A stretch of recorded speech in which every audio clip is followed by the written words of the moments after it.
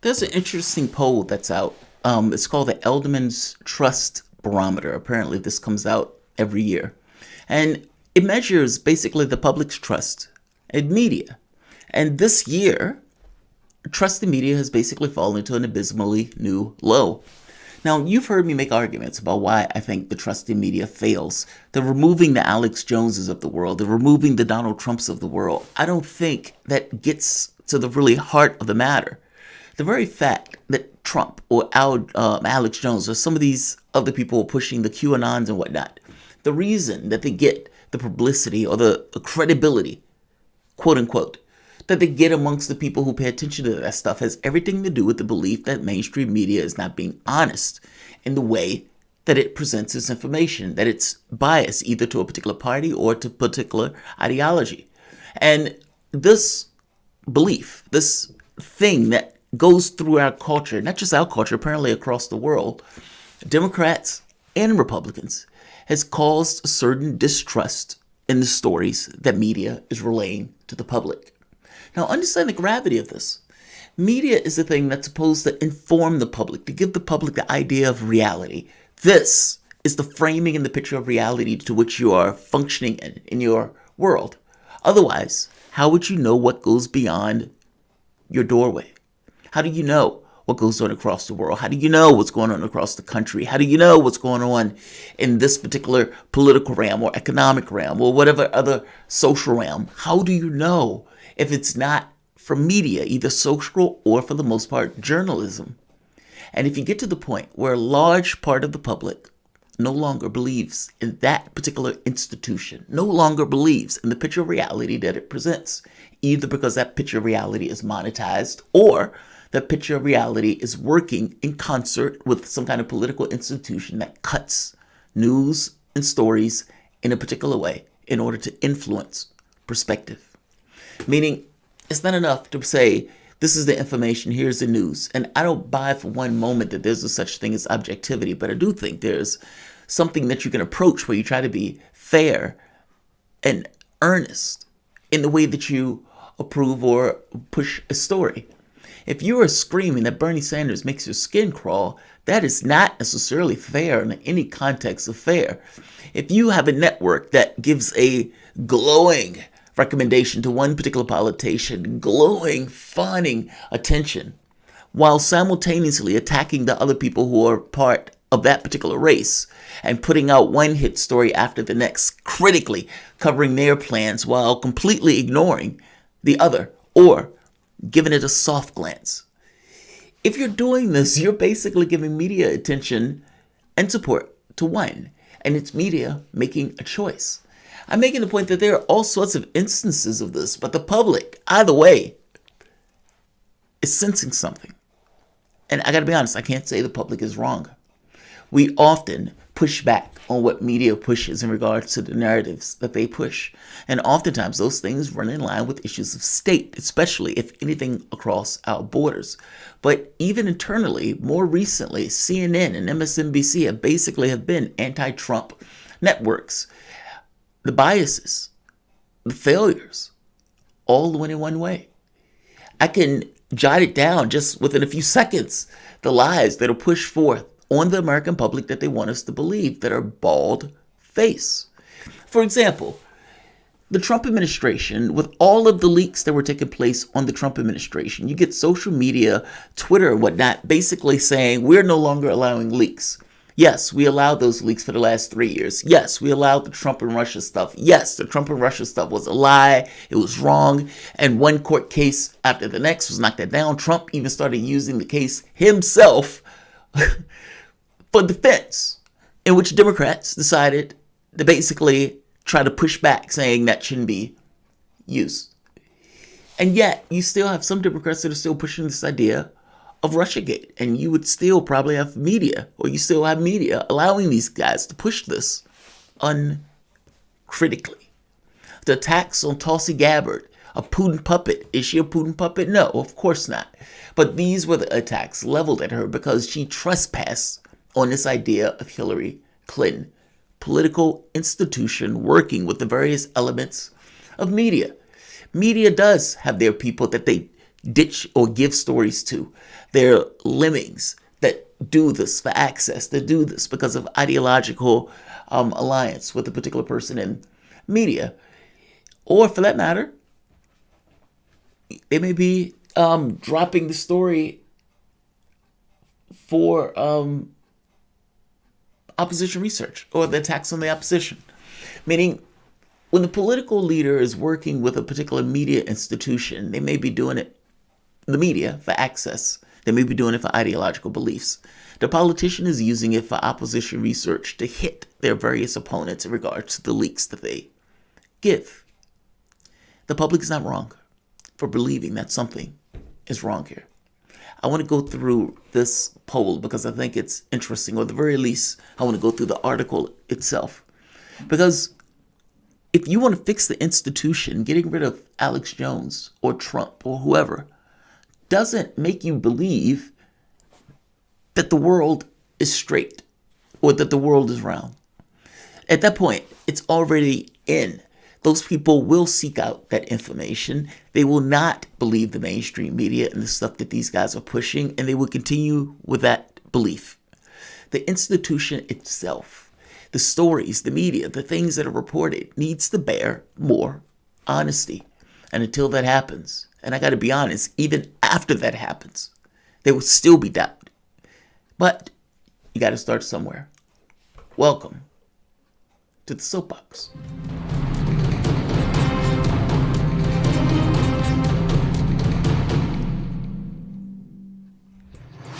My name is Jamarl Thomas. This is the Progressive Soapbox.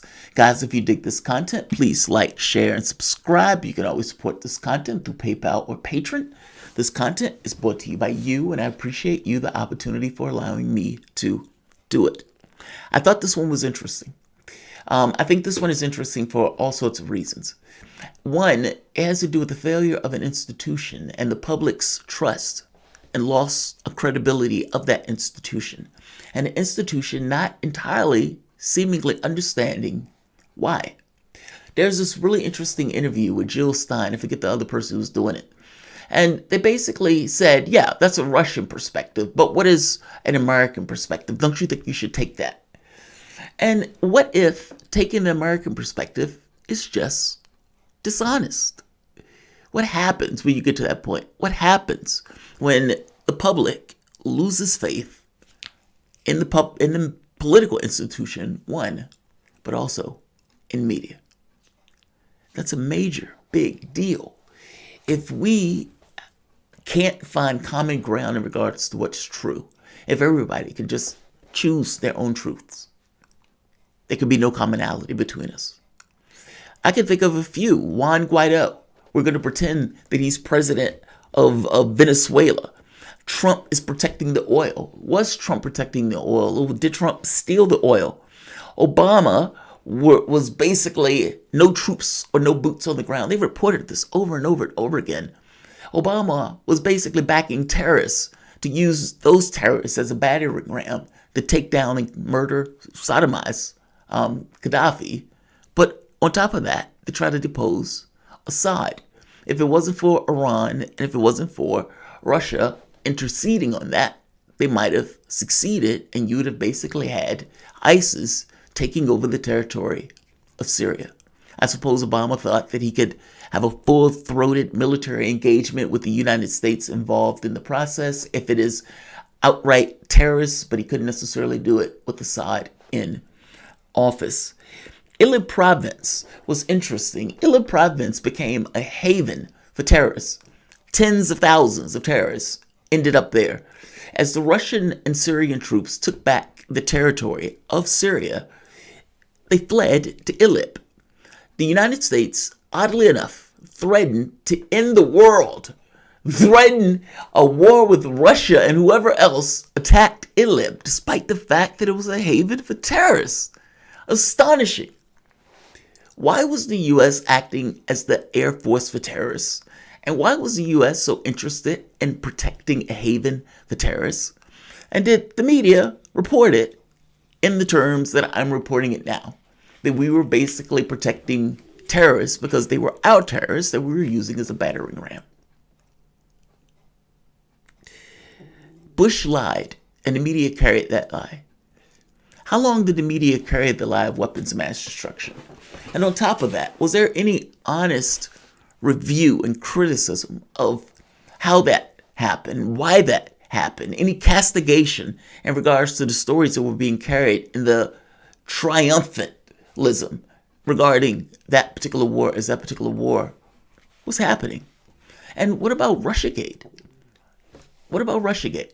For 4 years, going after Trump with basically a conspiracy theory, going so far as to impeach the president on a conspiracy theory. And you find out behind the scenes that basically they didn't know if any data was exfiltrated. It just looked that way, let alone if it was the quote-unquote Russians. The case against Roger Stone fell apart. So it wasn't this thing about the Russians working with Julian Assange, working with Roger Stone in order to... None of it was true. And yet, the media carried this over and over and over again. Rachel Maddow was talking about Trump working with the Iranians at one point. Rachel Maddow, I got his tax returns. And you find out she basically has nothing. I mean, she went with one conspiracy theory after the next, night after night after night. I've carried many of them on my show. And yet, she's considered credible because at the end of the day, Russiagate was basically the thing that all of them agreed upon. And because all of them agreed upon that in and of itself made it true. And yet, it was false. There's an element of the public that knows that's false. How does the public reconcile that with mainstream media screaming to give them more credibility? And beyond the Russiagate stuff, I'm pretty sure there could be more added to this. I mean, the coverage of Joe Biden's kid, Hunter, and the relationship just before the election, the way that was hidden, and the way mainstream media refused to cover that story, which was a legitimate story, considering that the U.S. had an investigation that was taking place. I'm making the point that mainstream media fucks up a lot.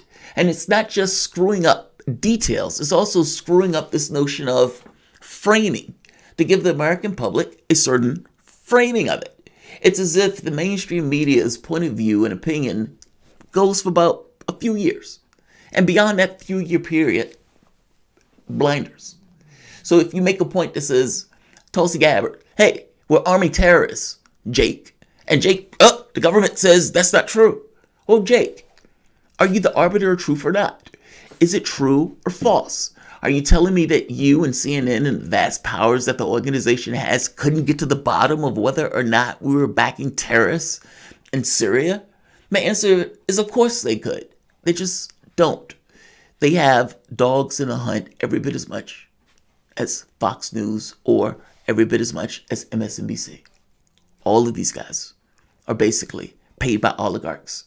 All of them are millionaires, and all of them detached from the general experience of the public itself, basically give the public the reality that they're supposed to live by. And the public apparently seems to be getting wise to the fact that that reality is just one of apparently many.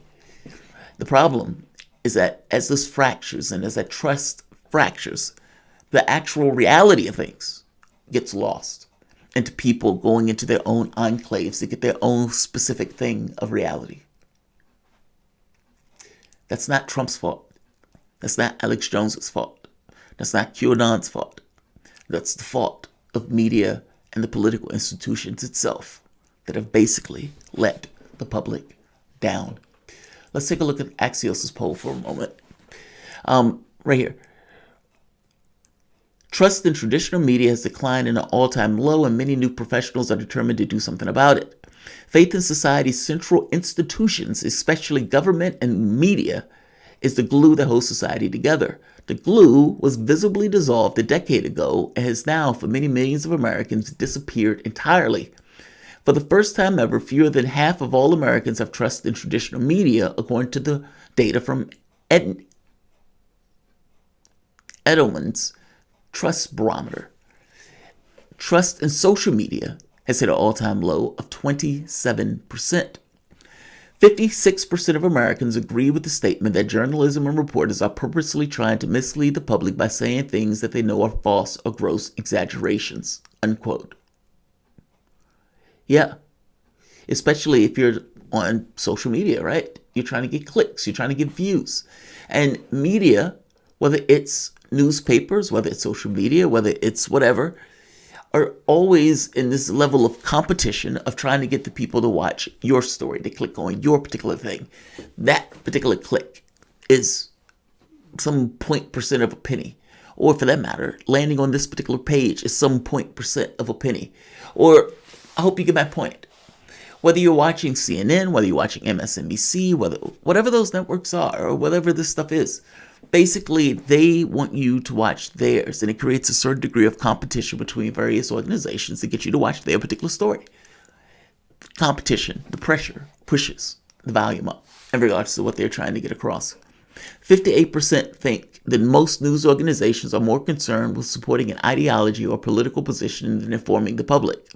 Why are they wrong? Fox News is every bit as much in the Republican camp as MSNBC is every bit as much in the Democratic camp. CNN pretends to basically float between the middle, but you can't really float between the middle. It's pretending that they are basically two bars within the realm of thought and political discourse in this country, and CNN somehow floats in the middle of this. This is nonsense. There aren't two bars of political discourse. The political discourse go well beyond those bonds on the left, and in many respects, unfortunately, as we've seen, on the right.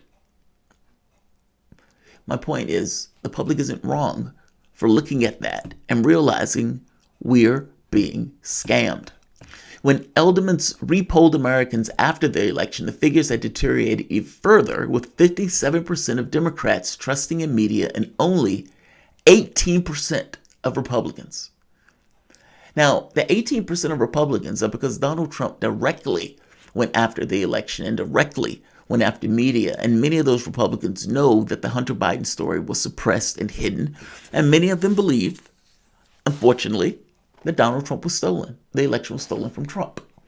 Now, under normal circumstances, that is massively taboo for a politician to not accept the election results, and even further, to push this kind of weird insurrection, this coup in the open. And yet, he had support among a lot of his supporters that basically say, yeah, I don't trust mainstream media. Not to mention, the Russiagate stuff, I don't think they realize that to a certain part of the public, it was hyped and it was used as a battering ram. And the moment that Trump left office, the Russiagate stuff started to fade as it seemed like Trump was losing and became a lame duck president. They still throw in the Putin jokes every now and then, but at the end of the day, it was used as a battering ram to take down and contain Trump. That's what it was. These numbers are echoed across the rest of the world. They're mostly not a function of Donald Trump's war on fake news. Exactly. That's the point I'm trying to make. Hardy Larson put it, we don't have a misinformation problem, we have a trust problem. Yes. News organizations historically relied on mainly advertising income, and as those dollars flow increase to Google and Facebook, this has created institutional weakness that shows up in trust data. Reversing the decline is a monster task, and one that has journalists and news organizations having to take it upon themselves. They're going to need help, perhaps, from America's CEOs.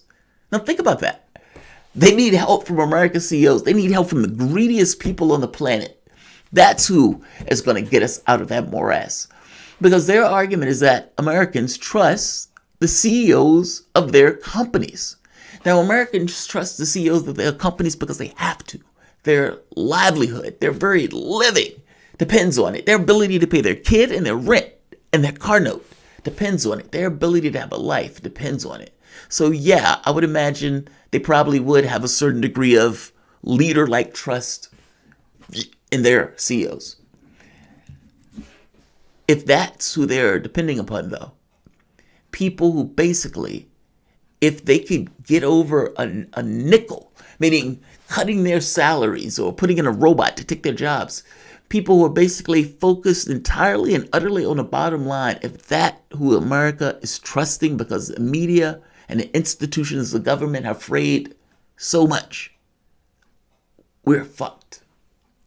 And the wild part about it is those corporations, those CEOs, the rich aspects of this country, the money class, are the part that has political class captured. Meaning the people who these guys are trusting, who the American public has basically been pushed, I suppose, in the trusting, are the exact same people that put money in politicians' pockets to keep those politicians cowed in the way that those politicians are in regards to doing anything serious for the American public. And yet, they trust the CEOs. The people who are out there dancing and shaking and acting, those are not the players in the sense of power. It's the people who basically put money in their pockets. And I hate to tell you this, but the CEOs that you trust are the same CEOs that are putting money in these organizations, in these super PACs, and yes, in these politicians to go out and do things that are against your best interests and the rig the rules of this political system. It is unfortunate that we've gotten here. And yet, here we are. Let's see. Angelina, I think that says, my mom got caught in the QAnon call. Oh, that's unfortunate. They're fed a constant diet of fear, outrage, and lies. The cult is going to be your X factor in polling and reporting. So here's the thing, Angelina. Yeah, Angelina. I'm so sorry that that's the case. The thing is, Trump lost. Trump did leave office. And so if QAnon is right, Trump wouldn't have lost and Trump wouldn't have left office. It's unfortunate that your mom got caught into that. I think the thing is, like I said, the moment that you begin to see cracks, like, for example, let's say economic issues, and those economic issues aren't necessarily something that are reflected in media. And for the last 30, 40 years, they weren't. It's only recently now that media started covering the wealth gap, the income gap, because I think what they realize, or some aspect of this country realizes, is that that is the root of this country coming apart at the seams. And the moment that you have somebody who may trend to the right, who may listen to this stuff because they believe that they're being lied to, or that that there's something else going on beyond this, because it just can't be the people and the players who are in the game. They just feel like there's something else. Well, they become susceptible to this stuff. I don't know what the floor is. You know what I mean?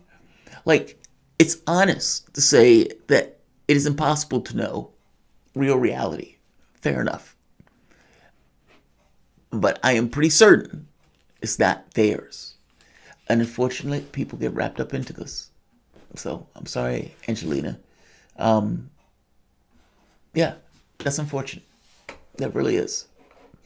I'm going to end this here. I'm going to say like, I'm going to say share, and I'm going to say subscribe. Thanks all.